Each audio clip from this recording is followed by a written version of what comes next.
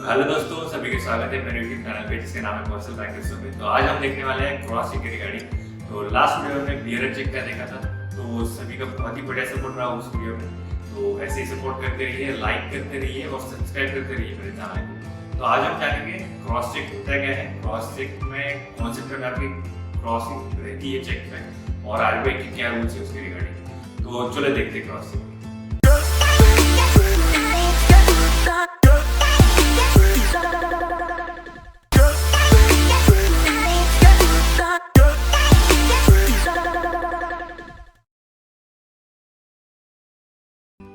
तो गाइस, जैसे कि हमने लास्ट वीडियो में देखा था कि बियरर चेक क्या होता है।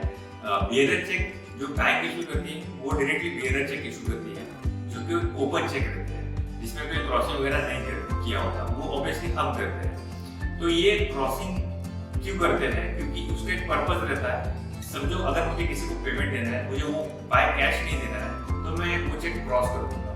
तो वो क्रॉसिंग की वजह से क्या होगा, वो बंदा या जो भी XYZ आदमी रहेगा, वो चेक उसको जाके उसके अकाउंट में डिपॉजिट करना पड़ेगा। तो एक अगर सेम बैंक का रहेगा चेक, तो HDFC का रहेगा और उसका अकाउंट भी HDFC का रहेगा, तो वो चेक होगा फंड ट्रांसफर। अगर उसका अकाउंट SBI में है और मैं चेक देता हूँ HDFC का, तो वो जाके SBI में डिपॉजिट करेगा, जो कि वो चेक जाके क्लियरिंग है। तो क्रॉसिंग ऑफ चेक इसी पर्पस के लिए यूज किया जाता है कि उसकी पर्टिकुलर अकाउंट में या बाय ऑर्डर वो चेक पे किया जाए। तो ये होता है क्रॉसिंग। तो गाइस, जैसे आप स्क्रीन पे देख पा रहे हैं, इसे के ऐसे प्रकार के रहते हैं क्रॉस चेक। तो ये कैसे बहुत पुराने टाइम से, हमारे दादा परदादा के टाइम से चेक को एक ही जगह पे क्रॉस किया जा रहा है। तो इसे ऐसे ही देखा जाता है कि हम सबको लगता है एक ही कॉर्नर पे क्रॉस करना होता है। एक्चुअली ऐसा कोई रूल नहीं है, आप चेक पे कहीं भी क्रॉसिंग कर सकते हो। तो अब जानते हैं कि ये क्रॉसिंग क्यों यूज करते हैं, तो चलो देखते हैं।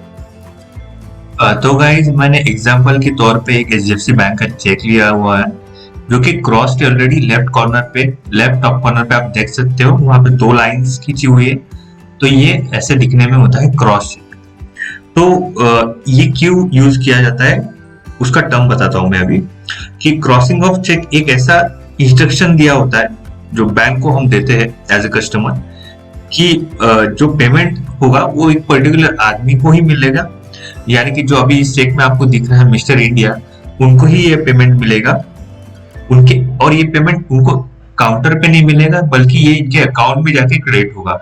मतलब ये अगर HDFC बैंक में उनका अकाउंट है तो HDFC टू HDFC वो फंड ट्रांसफर करेंगे, या फिर अगर उनका अकाउंट HDFC या अदर बैंक में है, HDFC छोड़ के, जैसे उनके SBI में है, तो ये चेक वो जाके SBI में डिपॉजिट करेंगे। लेकिन ओवर द काउंटर उनको इसका कैश नहीं मिलेगा, ये बाय डिफॉल्ट उनके अकाउंट में ही उनको क्रेडिट होगा, जो उनका चेक क्लियरिंग में डिपॉजिट करना पड़ेगा उनको।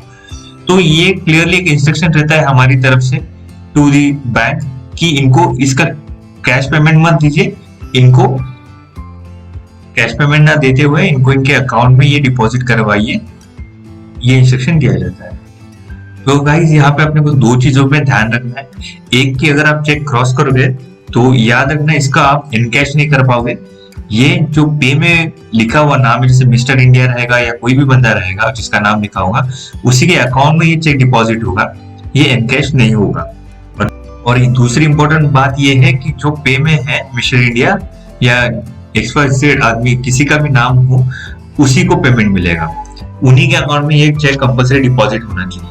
तो ये बहुत महत्वपूर्ण चीजें आपको याद रखना है क्रॉस करने के लिए। तो चलो गाइस, अभी देखते हैं कि टाइप्स ऑफ क्रॉसिंग क्या है। जैसे कि फर्स्ट आता है जनरल क्रॉसिंग, सेकंड आता है स्पेशल क्रॉसिंग, थर्ड आता है non negotiable crossing, and fourth आता है अकाउंट पे crossing.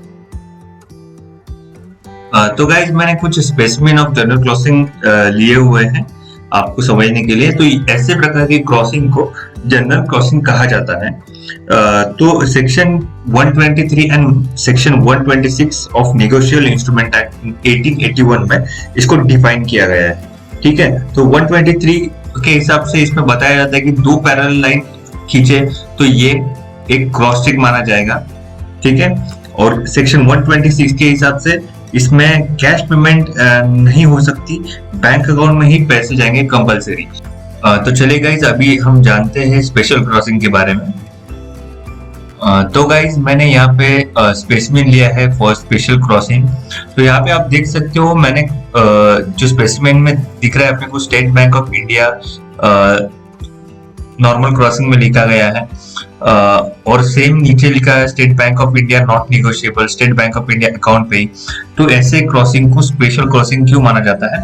As per section 124 and section 126 of negotiable instrument act के अंदर इसको डिफाइन किया गया है कि जो बैंक का नाम लिखते हैं दो पैरेलल लाइन के बीच में, कंपलसरी ये चेक उसी बैंक में क्लियर होगा।